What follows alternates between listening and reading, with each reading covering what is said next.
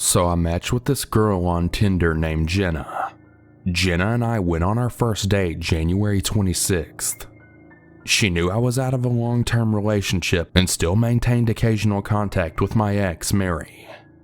Jenna and I officially started calling each other boyfriend and girlfriend around mid-February.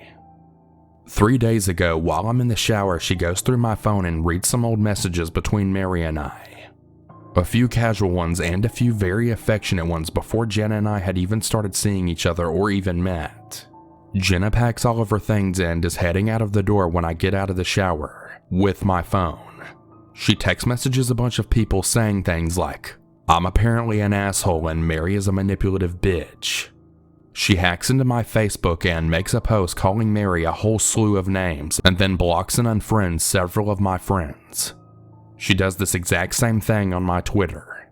I get a hold of a coworker's phone and use it to try and contact her and sign back into my Facebook.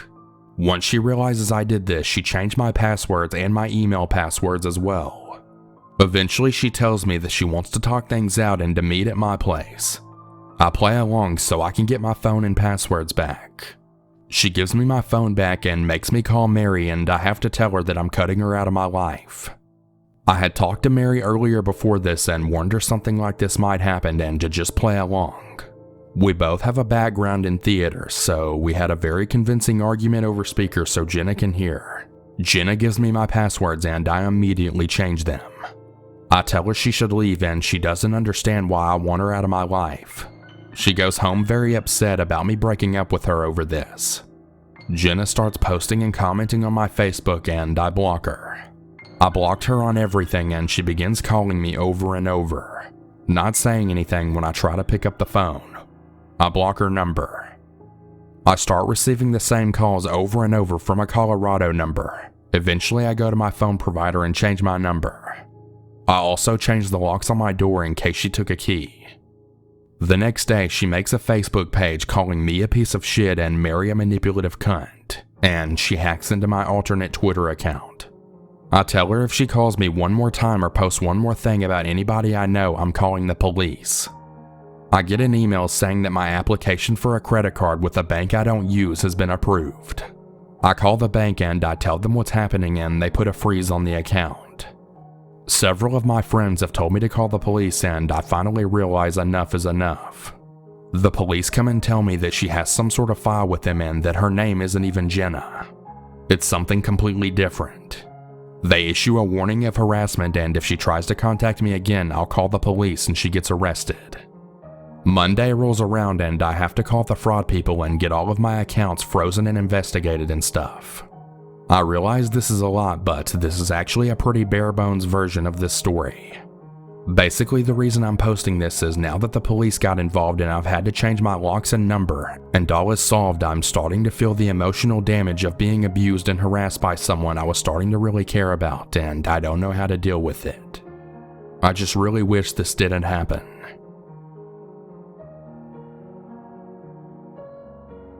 For clarity, I am a straight 21-year-old female. So in November of 2016, I went through a pretty bad breakup. In October 2017, I finally felt comfortable enough to try to get back into the dating world. So like a moron, I got on Tinder. And it wasn't my first rodeo with Tinder, but this was the strangest thing that happened to me. So towards the end of October, I met a guy named Dave on Tinder. And from the looks of it, he was an okay guy. He was funny and a gentleman. We talked for about 2 weeks and set up a time to go on a date. We decided to meet in the city where he had recently moved to, which was about 35 minutes away from my house.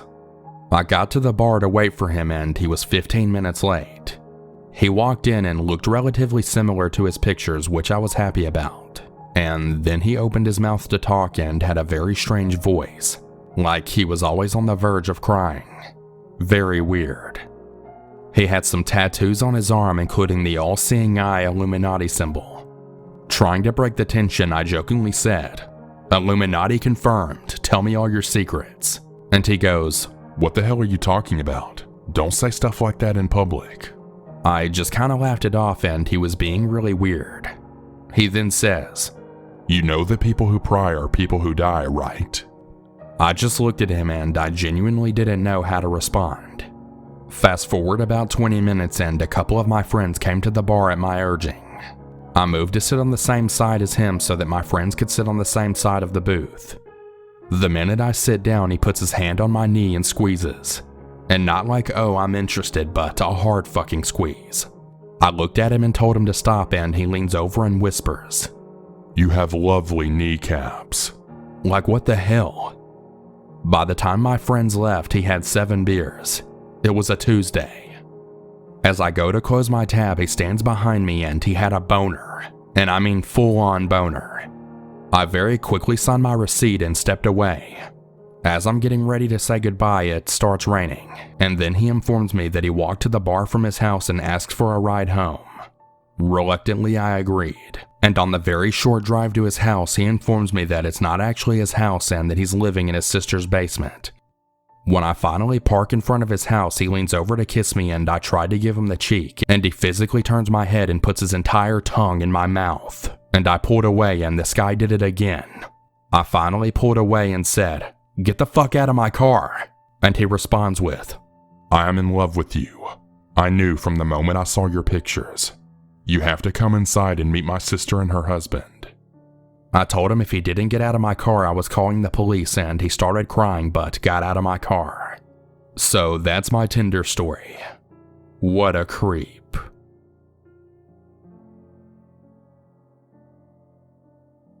As a bit of backstory, I was working at a small chain motel in the Midwest as a night auditor. So my hours were normally 11 p.m. to 8 a.m. With those kind of hours and being a woman, I'm bound to have some weird stories. The scariest time I've ever had working there happened within my first month. So it was a little before my shift started, and because I was single and 22, I was on Tinder before work. I matched with this guy who seems cool, a little goth/alternative and into Ouija boards and tarot, which is my type, so I was hype at the time. We talk for a bit and I tell him I have to go to work and we say goodbye. Now, that night was my first night off training, so I was running the motel by myself for 9 hours. I was already a little nervous, but then this vaguely familiar guy comes up to the front desk and asked for me by name. In my head, I've got red flags blaring at me because this dude is weird. Not by looks, but just by vibe. I tell him that I'm me and he explains that he was the guy from Tinder, and he saw that I was less than a mile away, so he went to see if I was possibly working at his hotel. That's right, this guy was staying where I worked. Red flag number 2. I stayed behind the comfort of my desk for 2 hours because this guy won't stop talking to me. Mostly about how his ex left him and how he beat people up and wanted to bang me. Needless to say, I was uncomfortable, and this hasn't happened to me in a work environment before, so I didn't know what to do. He finally decided to go to bed at around 2 to 3 a.m. and I take a much needed smoke break. I go outside and right after I spark up, guess who shows up? Yep, creepy dude. I snooped a bit on his account and he was a painter and he was doing work locally, so he wasn't from here.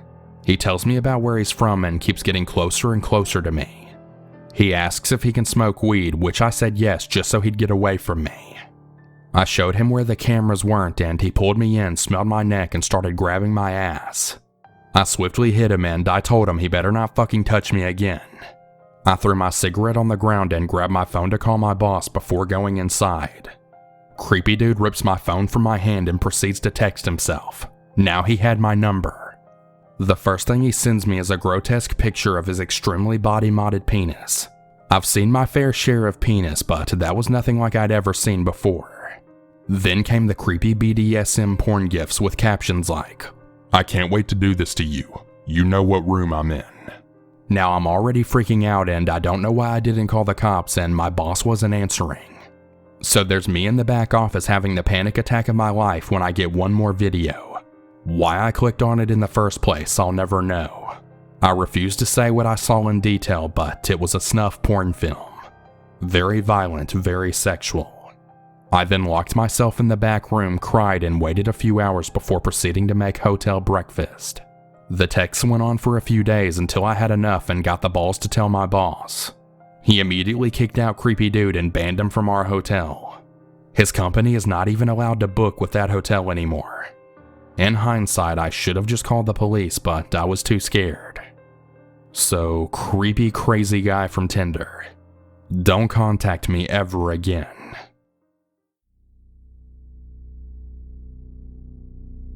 I am generally pretty cautious when it comes to online dating. Chat until comfortable, meet in public, and have friends knowledgeable of my whereabouts for the first meet, just in case. All that jazz.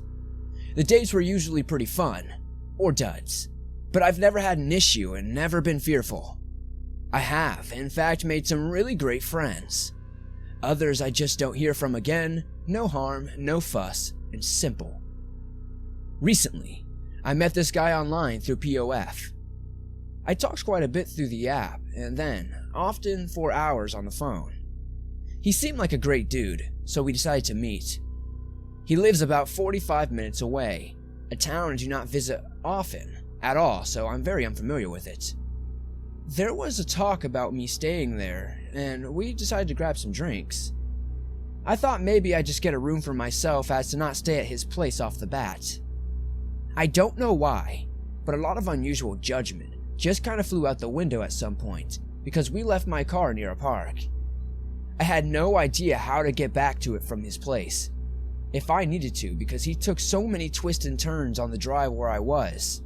Oh yeah, he suggested I crawl in the back of his van because it's a small town and he doesn't want anyone to see me. Why didn't I just turn around and walk back to my car right then? He also took my phone to lock in a box to hide its location. I know, I should have seen the red flag. Like I said, I don't know what I was thinking at the time. I thought I based all our conversations that this may be part of a silly, what he thought was to be some sort of game. He even kind of presented it as such when I talked to him before I left town. We finally arrived at his home and hung out, watched movies, and talked. It was pretty normal. We had some dinner, and at some point, he begins kind of acting off, asking a lot of questions in a kind of intimidating tone, making me feel a little dumb, dissecting everything I'd say, constantly pacing, chain-smoking. He was intense overall. I began to feel a little uncomfortable, even suggesting he would drive me back to my car and we would call it a night so I could go home. He refused. He thought I was joking, said if I wanted to leave I could call a cab. I could not afford to allow the meter to run while I tried to figure out where to tell the driver to fund my car. At this point, I do have my phone back and had messaged a friend to keep an on-hand case of 911 come get me situation. I'd know how to get my car from a certain point if she could get me. Things settled though. We felt a bit more comfortable. Okay, well, I was just gonna sleep now, get the night over with and get back to my car in the morning. And that's what eventually happens, and I make it home safe. Even after that, we keep talking at least. Phone calls, texts, and we both agree it was an intention awkward. He apologized, so we tried to hang out again. It was actually loads better. I felt comfortable and lots of laughs. It was good actually. I willingly stayed the night this time rather than feeling trapped. He offered to grab my pillow from my bag for me. When he went to the other room, when he did, my makeup bag had fallen out. This was actually relevant. And he returned it to the place and let me know. Okay, I fell asleep talking. He drove me to my car the next morning. We didn't talk much the rest of the day. I was pretty busy being a bridesmaid and doing things of that lines. Well, he texted me in the evening, and I tell him I'd call him later if he'd like as I was busy. I didn't get a response, so I texted him when I was free to see if he was awake and still wanted to do that. This was around 2 a.m., not an abnormal time for us at all. This is where he first goes off on me, asking me what kind of script I have prepared for him and what I actually want from him. Okay, what script? I tell him that, as we already discussed and agreed upon, I like to start as friends while we get to know each other. He then tells me I'm stupid out-of-towner for toting around a makeup bag as a facade and some kind of smokescreen.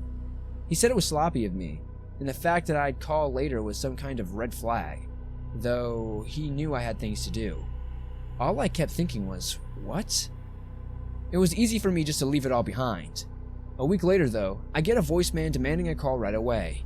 I was at work and my building has bad reception, and I saw no missed call notification, just a new voicemail, so I had no idea who left it. I went back to listen to it again after an hour or so. I could check the number that left it, and the message was gone. I know I saved it. Even checked erased messages, and it wasn't there. Well, I assume it was him because the same thing happened with a message he left the following night. He said some heinous things. Just awful things. He said things along the lines of, "Listen, you stupid fucking cunt. You want to come in here with your fucking makeup bag full of fucking gels and stupid shit? Trying to collect evidence at my place so that you can fucking put people in cages and torture them like a dumb fucking cunt? And you want to tell me about your good fucking person? Fuck the fuck off, you stupid fucking whore. Run and hide. Like I said, you deserve to be hiding. Enjoy the prison that you put yourself in by being a dumb cunt. And fucking enjoy it. Hide. And don't fucking lie that you're gonna be sleeping in the fucking bed next time, or you're gonna be doing some fucking detective work. I oughta fucking slap you in the mouth." So far, that's the last I've heard. As of Sunday morning. Thankfully, he knows a little personal info of mine. He doesn't know where I live. This kind of thing has never happened to me before, and I'm not sure how to respond. I'm just hoping it doesn't escalate any further.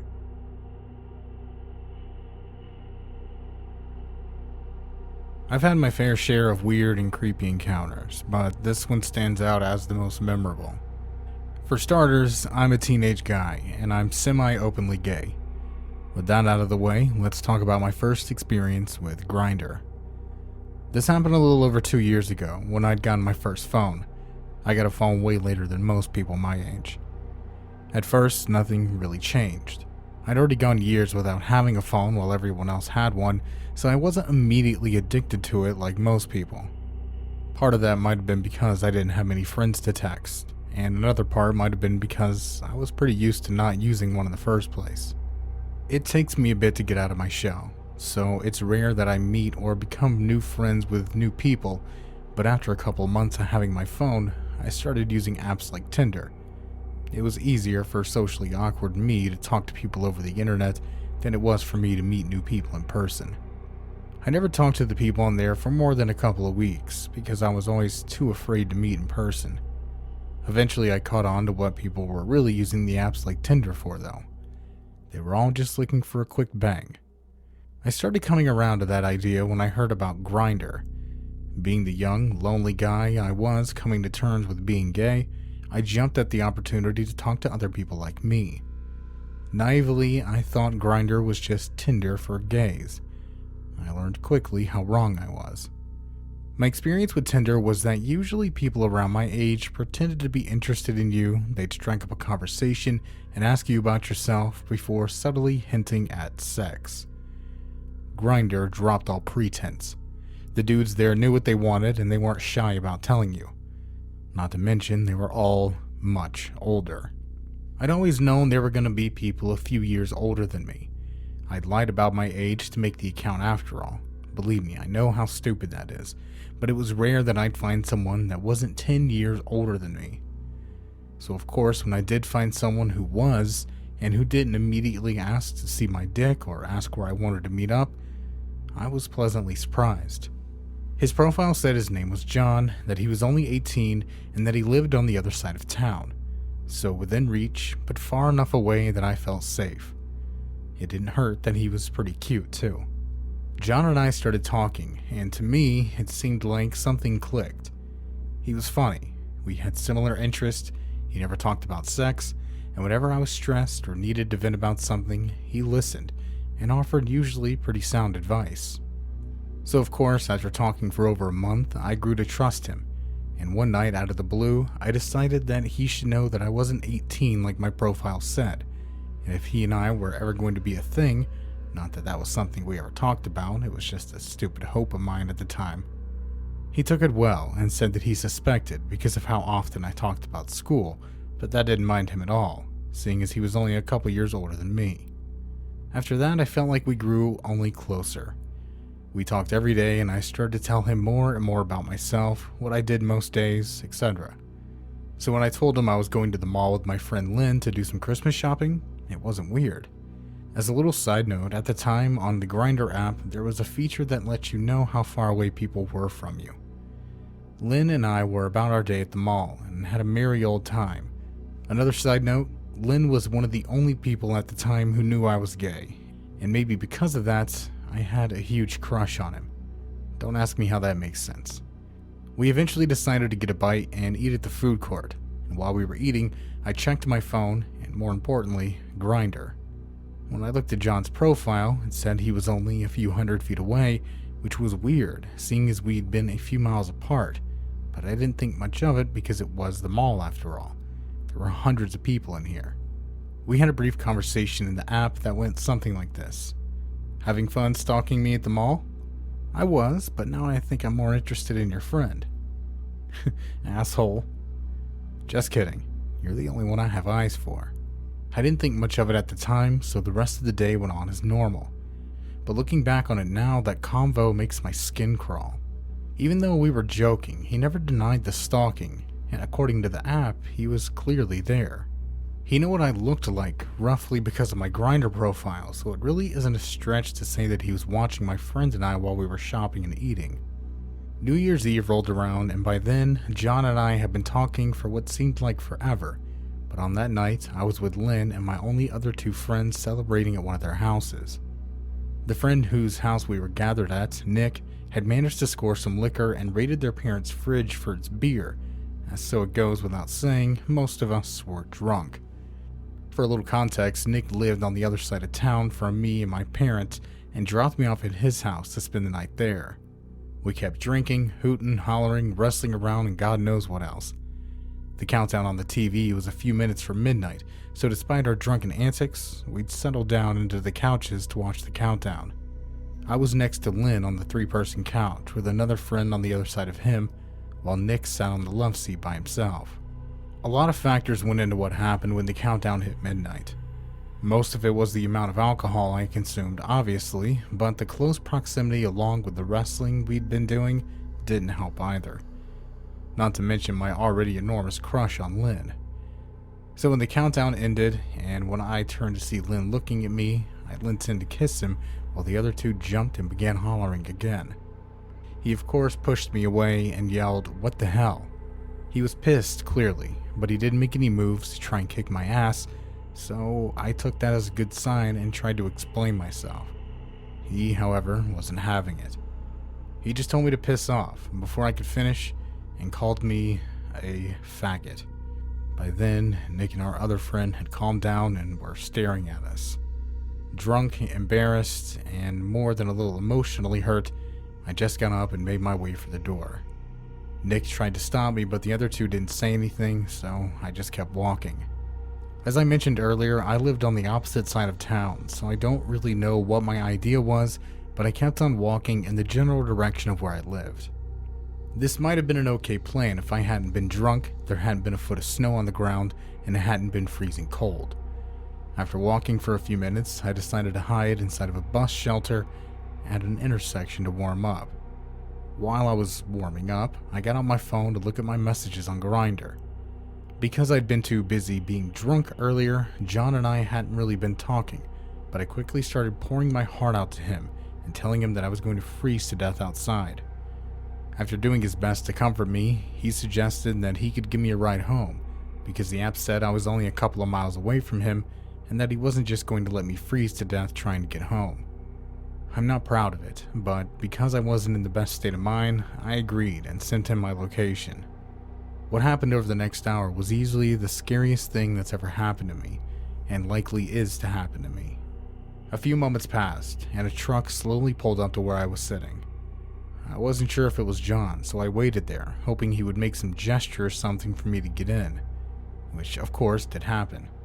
The door opened, and I took that as my cue.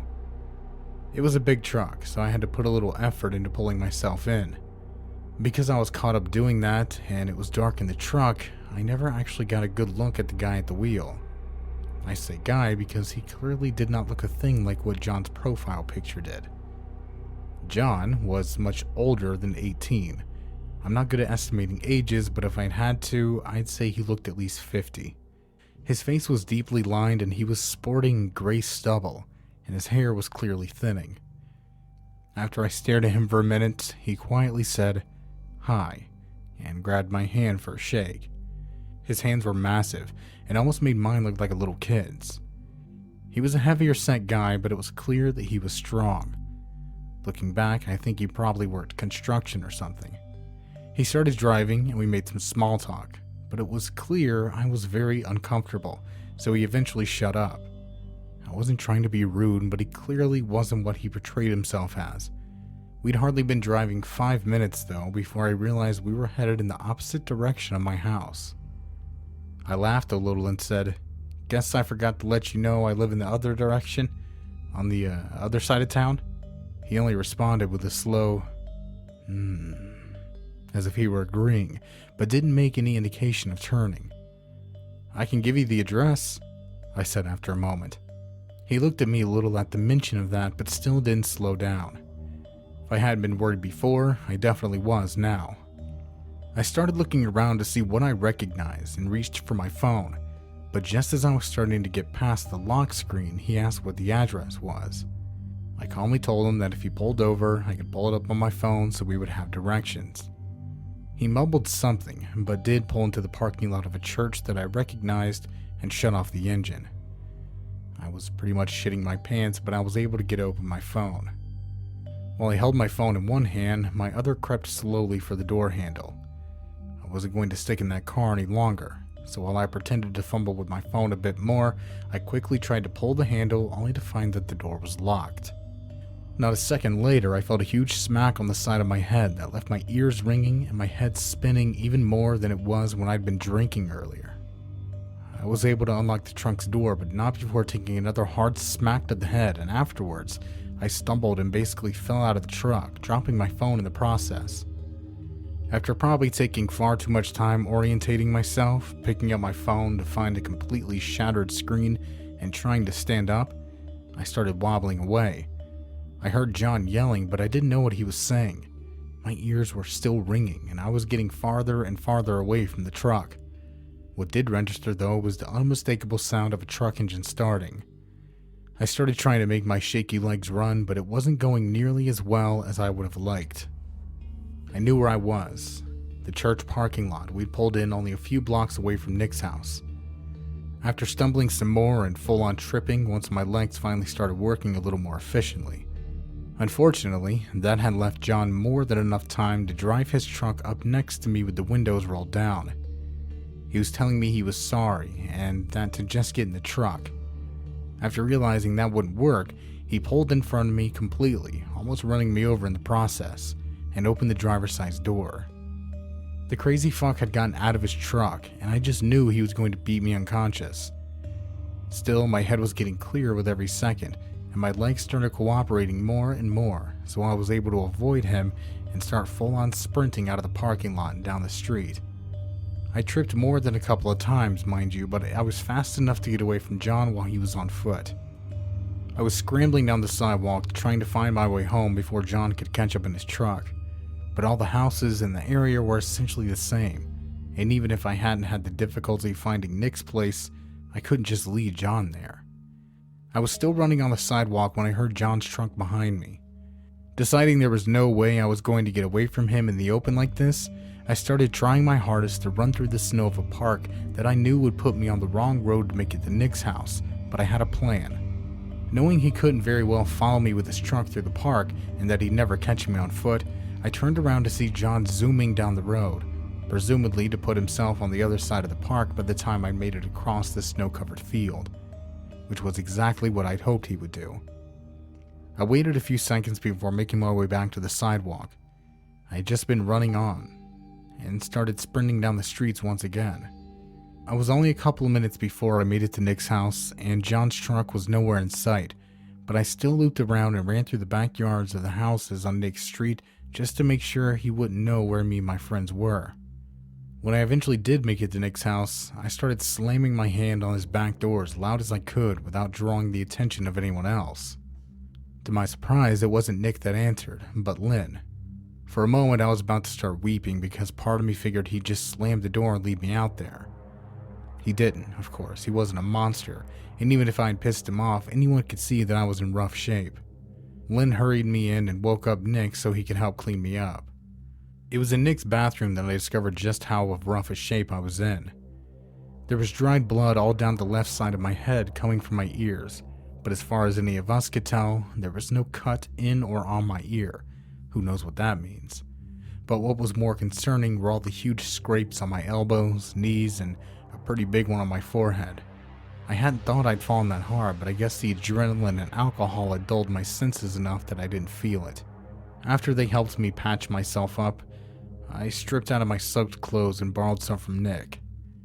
I finally had time to be overwhelmed. I started crying loudly in the living room where everyone was now, awake and watching awkwardly. They'd asked what happened, and I told them some guys tried to jump me. It was a lie, but somehow it seemed preferable to telling them that I'd let a stranger I'd been talking to on Grindr for months now, and who had by all accounts been a friend to me, pick me up in his truck where he had tried to abduct me. I don't know when I got to Nick's house, but it was almost 4 a.m. by the time I decided it was safe to sleep. Unfortunately, I didn't get to sleep in to recover from my night the next day because we all had to clean Nick's house before his parents got home.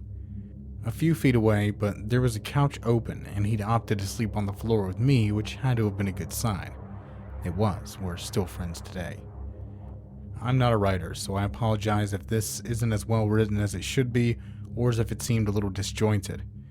Anyway, this is the first and likely the only time I'll tell the true version of the story, so thank you for listening.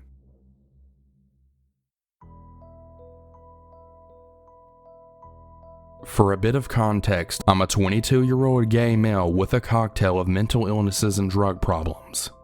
The main illness that affects me on a daily basis is BPD, borderline personality disorder, which comes with, in my case, pretty intense paranoia, low self-esteem, and a confusing mix of wanting affection constantly but also not trusting anyone. I've used Grindr and many other dating apps since I was 18 and have admittedly had a lot of sexual encounters and casual relationships, many of whose names I probably couldn't even remember. Please don't judge me. So to my encounter. This all started in late November/early December of last year and has been a constant feature in my day-to-day life since. I receive a message on Grindr from a blank profile. No pic, no info, nothing. The message simply read, "I know who you are," followed by a picture of my face. I believe it was a picture from my old Facebook account. Bearing in mind my profile didn't have a face pic, as I like to stay under the radar on those kinds of apps due to family and friends and stuff. I had no idea how to respond, so I didn't. A day passed and nothing more had happened, so I shrugged it off as somebody just fucking around. But then later that day I received another message. "Why are you ignoring me?" This time I responded because I was admittedly a bit on guard and started to panic.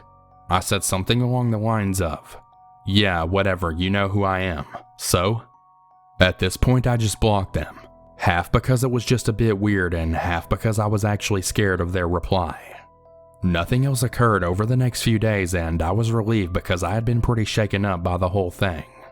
It may seem like nothing to some people, but it really did affect me. My paranoia and general distrust of everybody obviously played into this. I was at a friend's house when I received my next creepy message. This time a text from a contactless number. "Hey you, why did you block me?" At this point the slight feeling of unease had escalated into a genuine concern and obsessive thoughts about who this could be, why they were messaging me like this, and how they A, knew I was from my Grindr profile, and B, how they got my number. I didn't tell my friend about this and I just put my phone away and carried on like nothing was wrong. But I think he knew something was wrong because he kept asking if I was okay or if I needed a glass of water because I was pale and clammy, and had gone really quiet.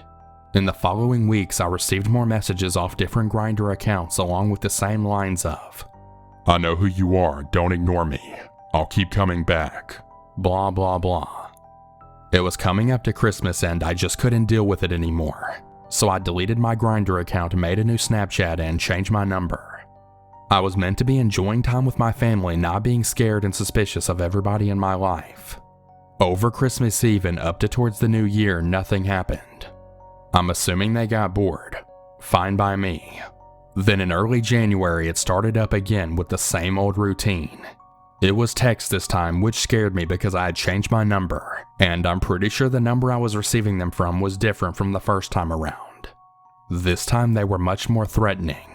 Not in a violent way, but by the fact that they seemed to know about my movements and whereabouts. I'd go shopping and the moment I got home I would check my phone and see a text that would read, "I saw you shopping at Harley Shopping Center today," or "I like your jeans."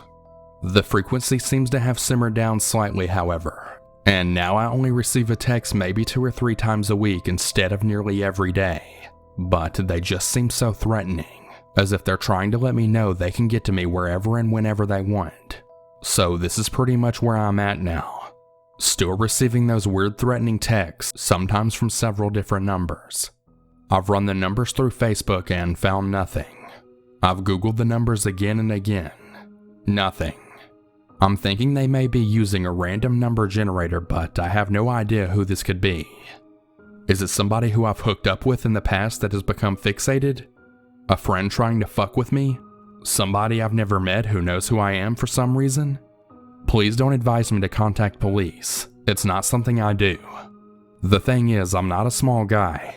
I'm 6 foot and about 180 pounds and have 8 years of martial arts and boxing training under my belt. But it doesn't matter how big or tough you are when you don't know who the threat is, why they're doing it, or where they are at any given moment. It makes you feel exposed and vulnerable, especially when they seem to know who and where I am. It's just deeply unsettling. I really don't know what to do.